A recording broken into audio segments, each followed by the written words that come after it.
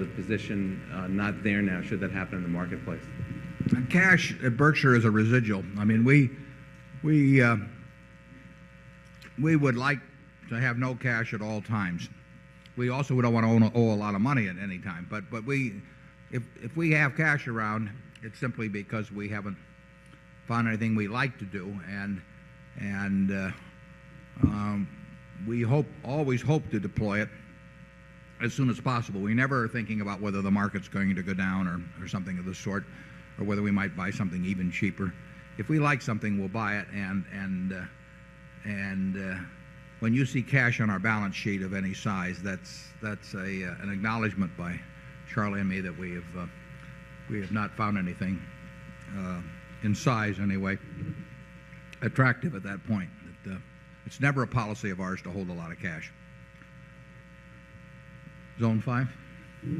David Winters, Mountain Lakes, New Jersey. David Winters, Mountain Lakes, New Jersey. Years ago, you said you loved the newspaper business, and then over time, I guess it said it declined a bit, and how much you loved it.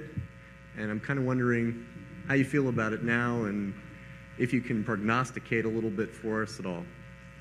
Well,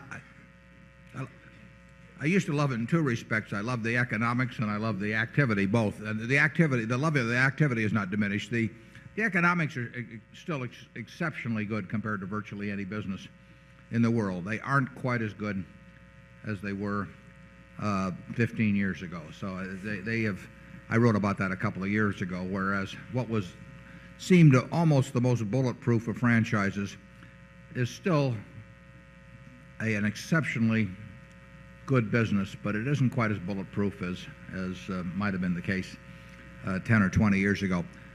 I still think it's about as interesting a business as there is in the world. But if you're talking pure economics,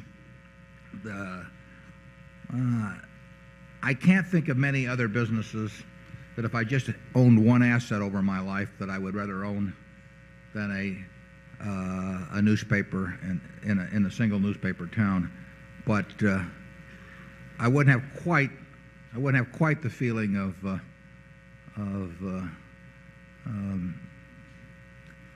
absolute certainty that I would have had 10 or 15 years ago. Charlie?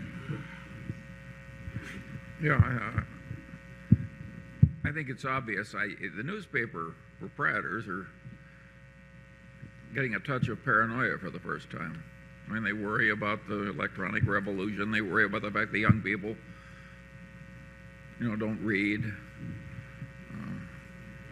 It's not as much fun going to newspaper conventions as it used to be.